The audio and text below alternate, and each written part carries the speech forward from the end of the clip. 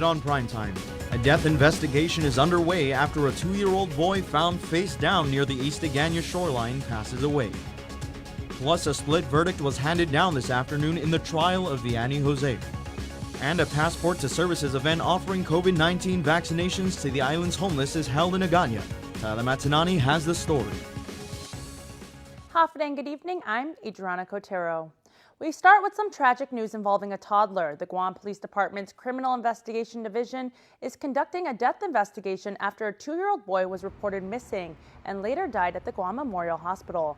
KUAM brought you the story last night that around 7:30 p.m. GFD medics responded to Lupang Beach across East Agana Mobile after a child was reported missing. The toddler was found face down along the shoreline. He was rushed to Guam Memorial Hospital with CPR being performed in progress.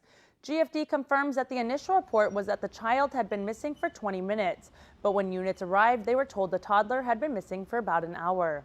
GPD confirms that the child was pronounced deceased by attending physicians. The case remains open. A jury of 12 returned a split verdict for accused rape offender Vianney Jose. The defense immediately motioned to set aside the guilty verdicts. Here's more. A jury finds Vianney Jose guilty of first-degree criminal sexual conduct as a first-degree felony, count 1, but not guilty for the second count of the first-degree CSC charge, and guilty for the lesser-included offense. Alternate public defender Peter Santos motioned to set aside the guilty verdicts. He argues that it's illogical to have a split verdict for alleged crimes that occurred in the same instance. He explains the difference in counts. It was penile intercourse, the other one was digital penetration, but it basically occurred at the exact same time. So it's illogical for any jury to come to a guilty verdict under one and not the other, because it's happening at the same time. So there's a problem. And further, Santos argued prosecutorial misconduct occurred during his client's trial.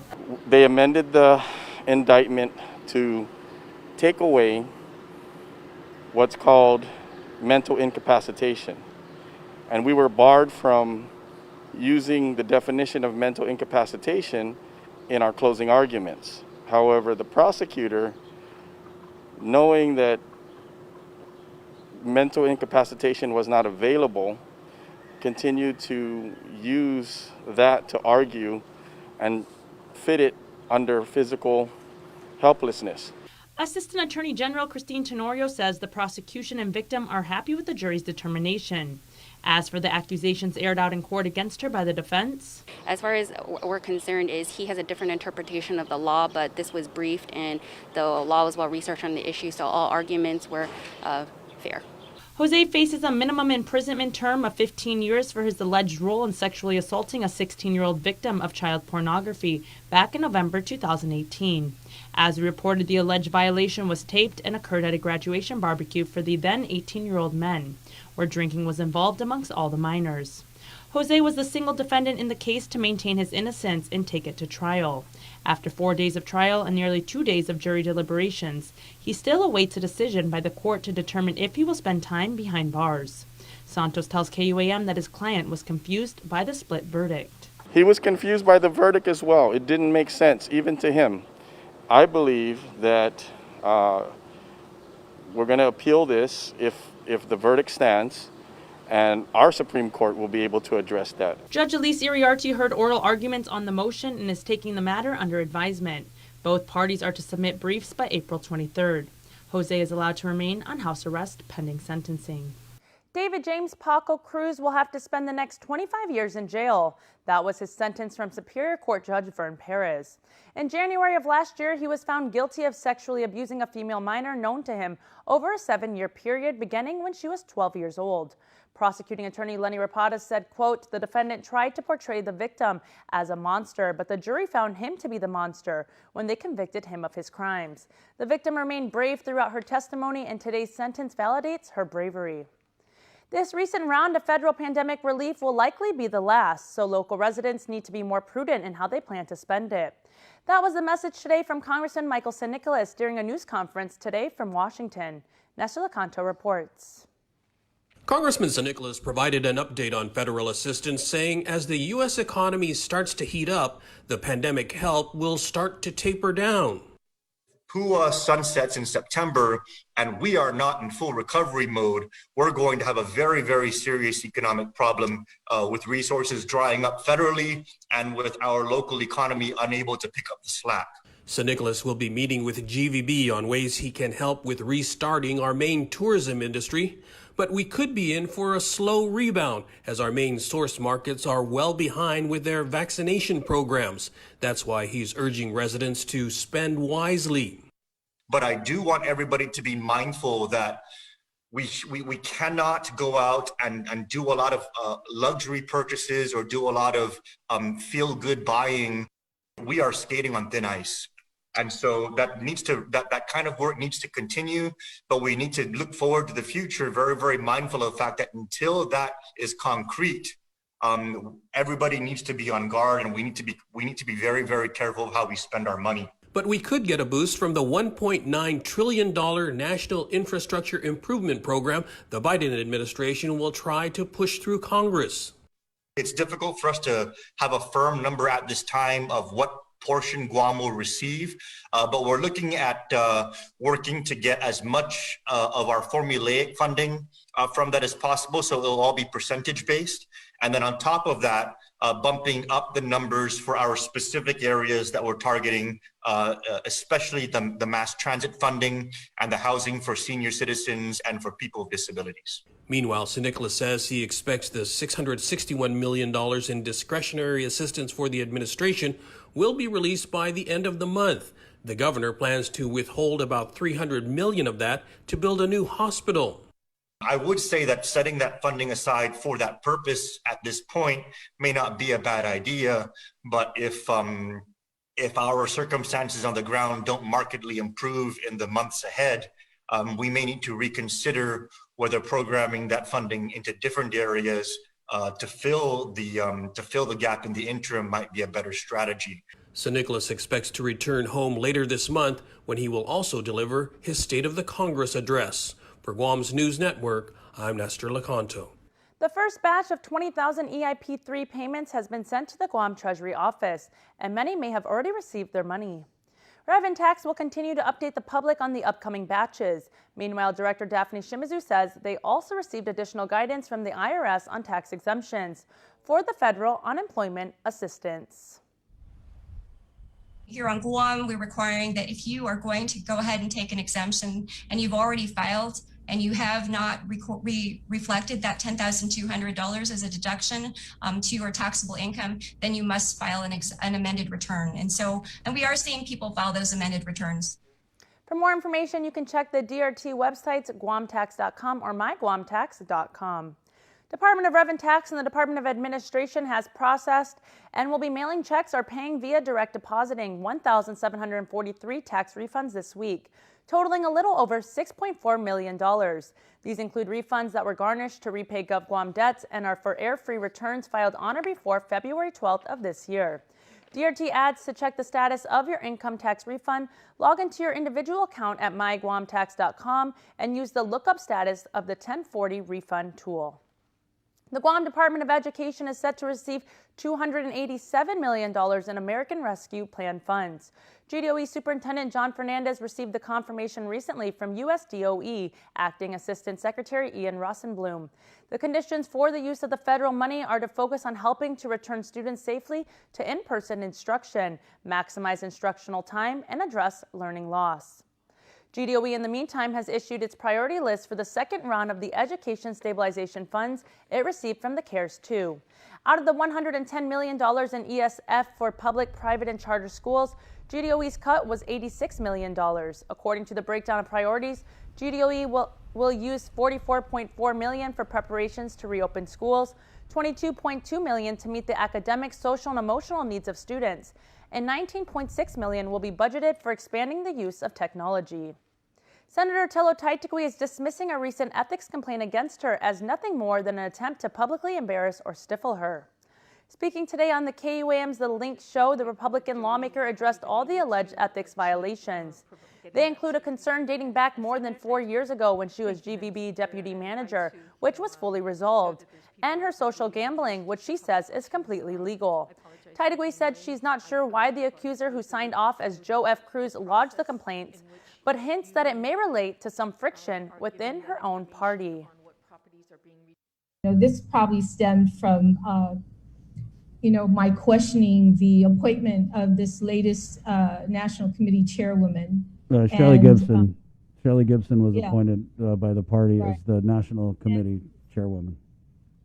And I'm thinking, that it could have stemmed from that because we were talking about with other Republicans about this and their take on what's going on with this new appointment since Friday. So Friday, Saturday, Sunday, we were on the phone talking to all of them, and all of a sudden on Monday, this ethics comes out. The Republicans announced last week the appointment of longtime Republican supporter Shirley Gibson to the National Committee. She replaces Margaret Metcalf, who passed away last month. Stick around for more news here on Primetime. You're watching KUAM. Get up-to-the-minute news, plus access to alerts, streaming radio, promotions, and more on your mobile device by downloading the KUAM News mobile app, available at the App Store now.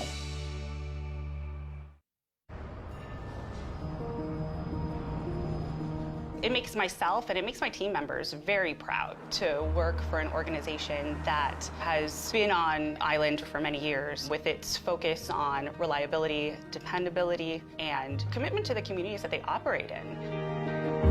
Matson's a great corporate citizen to the community. We all benefit from any sort of environmental commitment we make. One of the ways that we do that is with our Adahi Utano program. There's action behind it, and so action breeds commitment. With the Kaimana Gila coming to Guam, this brings a new age and modernization to the island. It's exciting for me because it's a brand new ship and we can carry more freight into the island.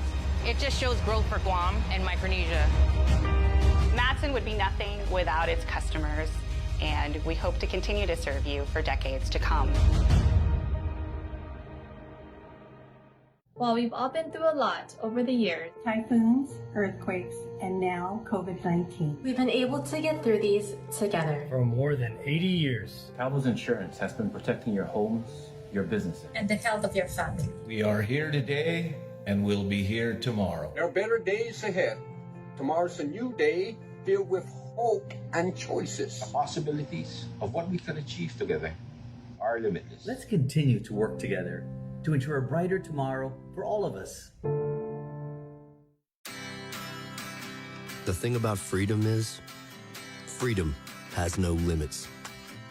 There's no such thing as too many adventures or too many unforgettable moments. There will never be too many stories to write or too many memories to make. But when it comes to a vehicle that will be there for it all, there's only one. Jeep. KUAM News, winner of the 2020 Regional Edward R. Murrow Award for Excellence in Social Media. Welcome back. Speaking in today's Rotary Club of Guam meeting, Lieutenant Governor Josh Tenorio touched on the issue of homelessness on the island. With the effects of the pandemic trickling down to those already struggling, the Lieutenant Governor spoke on the number of individuals currently at the emergency shelter at the Global Dorms in Mighty, stating that a total of 133 currently occupy the shelter, 71 of them being children. According to Tenorio, the administration has secured $3 million from the Department of the Interior for the acquisition and operation of a permanent non-congregate homeless shelter, currently in the procurement process. Interested vendors or parties can contact Kathleen Cepeda at 473-1112 or email procurement@guam.gov for more information. Today, a vaccination drive and passport to services was held at Paseo Park in Hagåtña. Tyler Matanani reports. Public Health, in conjunction with the Guam Homeless Coalition, hosted a vaccination drive at Paseo Park. 200 doses of the single-shot Johnson & Johnson vaccine were offered to vaccinate Guam's street homeless population.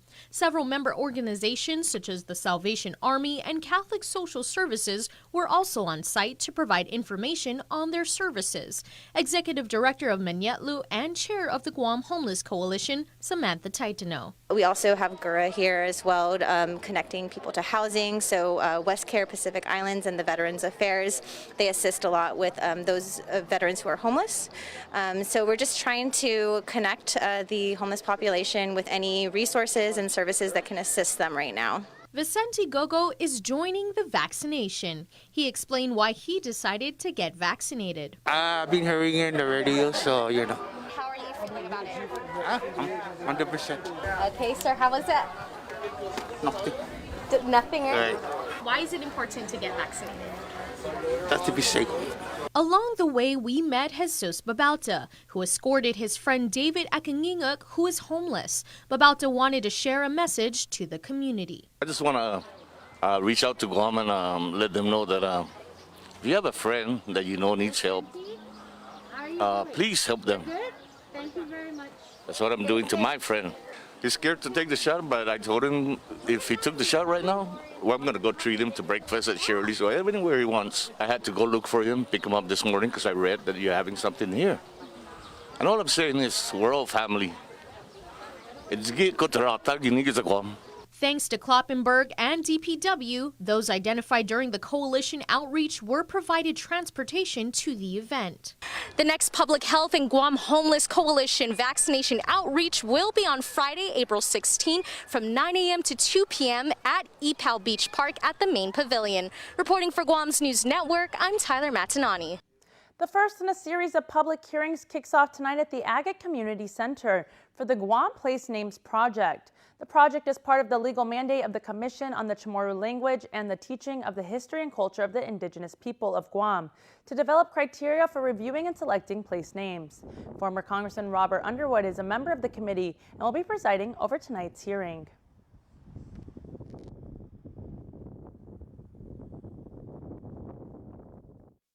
We're going to engage in a multi-month process, first to work with the village names, and then for the following 3 months, we'll work with the place names. Tonight's meeting in Agate will focus on the names of the Southern Village. Central Village names will be addressed in May and the Northern Village names in June. Caught on camera and now caught by the cops. 20-year-old Losel Fanid was picked up by GPD criminal detectives at a home in Tamuning.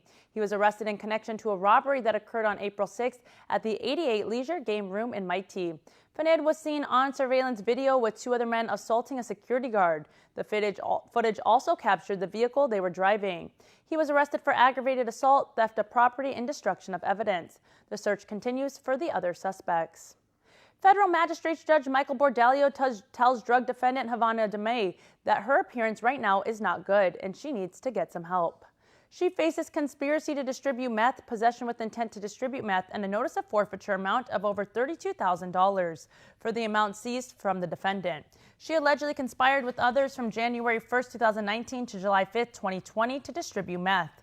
As stated in court, DeMay has repeatedly violated her release conditions by admitting to using meth, marijuana, and failing to report to drug testing on numerous occasions.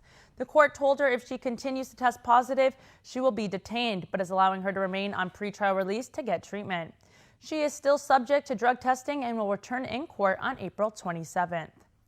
Take care of the island, and the island will take care of you. April's Earth Month, and on Saturday, April 24th, the Island Beautification Task Force invites everyone to join them for the Guam Earth Month Island-wide Beautification Cleanup.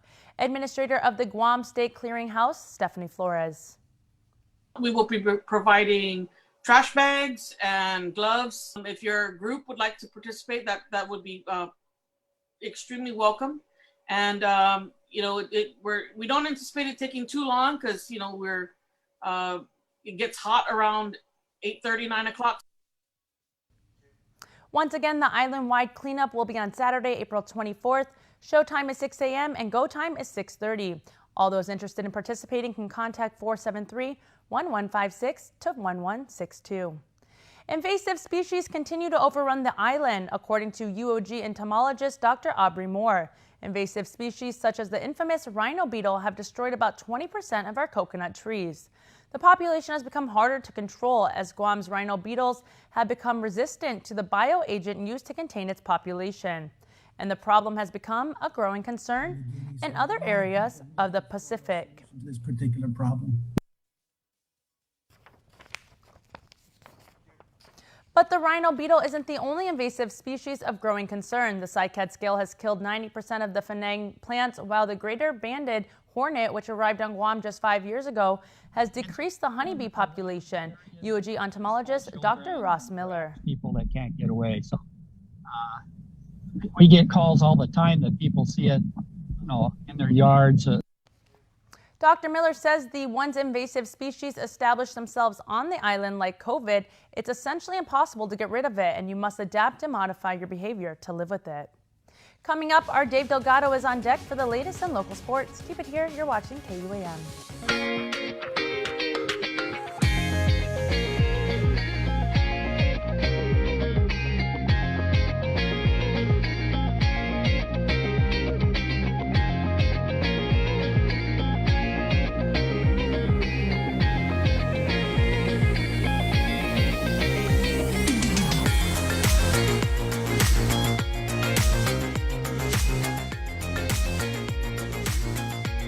Your community calendar is brought to you by Taco Bell. Whether it's your first meal or your fourth meal, we've got you covered. Taco Bell, live Más.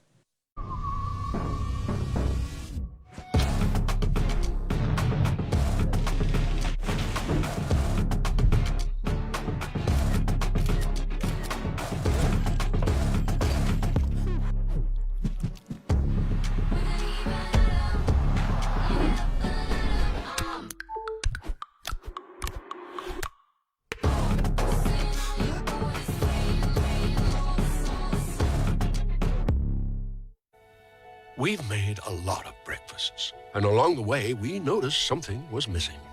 A warm cinnamon roll for breakfast, or with breakfast. A fluffy blueberry muffin from the drive-thru you're already driving through.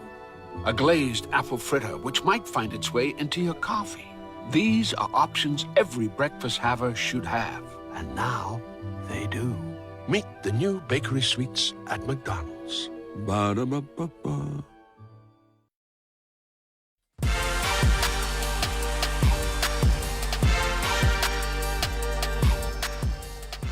What's up, Guam? Dave Delgado here for KUAM Sports. Thanks for watching. We get the show started tonight with some youth baseball news with the league scheduled to start on May 1st. Check it out.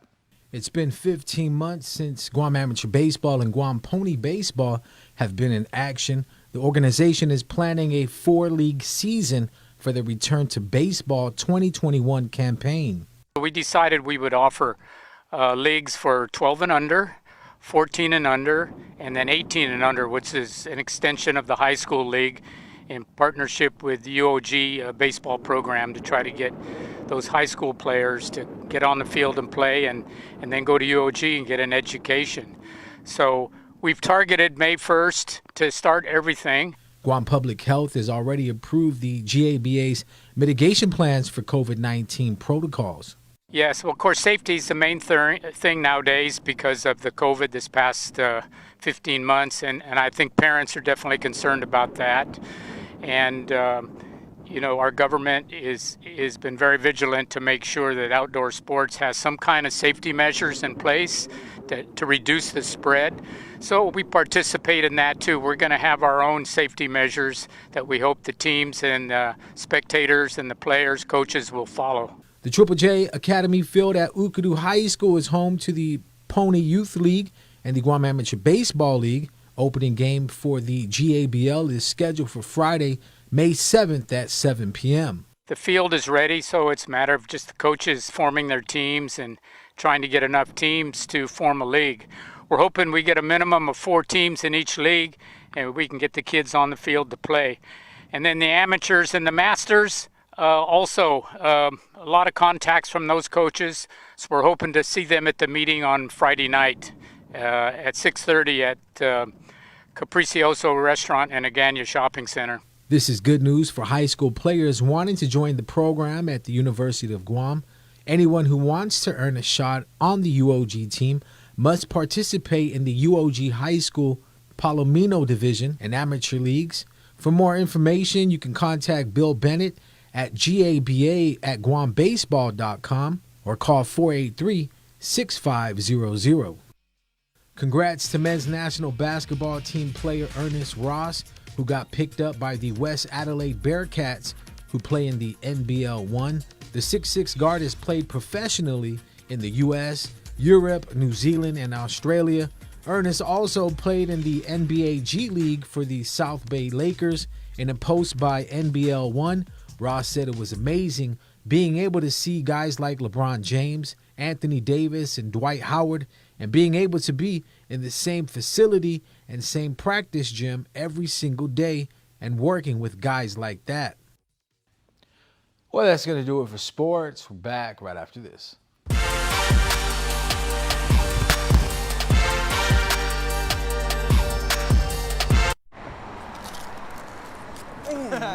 Just wash it later, bro. Ask your mommy to do it for you since you still live at home. Yeah. I don't even know how to do my own laundry. Mobile offers a new and convenient way to fuel your vehicle. Pay gas and go. No need to line up inside the store. Press preset. Enter whole dollar amount without decimals.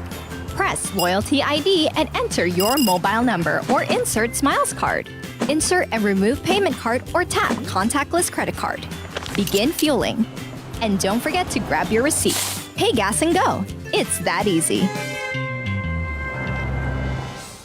We get it. Living to the fullest is tough during COVID-19. You don't need to do it alone, and everyone needs a hand right now. We are here. Feeling overwhelmed? Call 647-8833 and let's talk. Mangagiham is a project of Guam Behavioral Health and Wellness Center. And before we close out the news tonight, our latest round of birthday shout-outs from the Cold Stone Creamery Birthday Club. Happy birthday on this April 13th, a Tuesday this year, to Doris Matanonia. Doris, here's your shout-out. Even if you're miles away, we want to wish a special happy birthday to our mom. Aw, that's lovely. Mom, happy blessed birthday. We love you and we miss you always from your family. Also, happy birthday to Anthony Eric Regis Perez. Enjoy your day and see you when you can. We love you, Mr. B Brothers, and todo y familia. And happy belated birthday wishes to Doris Gogui, who was born on April the 12th. Happy birthday, Mom, another mom. We would like to thank you for all that you have done and continue to do for us. We love you, Mom, from all of us kids. And Matthew Sarisola was born on April the 9th and is getting birthday love. Happy belated birthday, Matthew. May God bless and protect you from Nino and Nina and the family. Love you to the ends of the earth. Remember, you can be part of the Cold Stone Creamery Birthday Club by registering online on KUAM.com. Please make sure to include with your photo your name and birth date. That's going to do it for us here on Prime Time. Thank you for watching. Have a good night and be safe.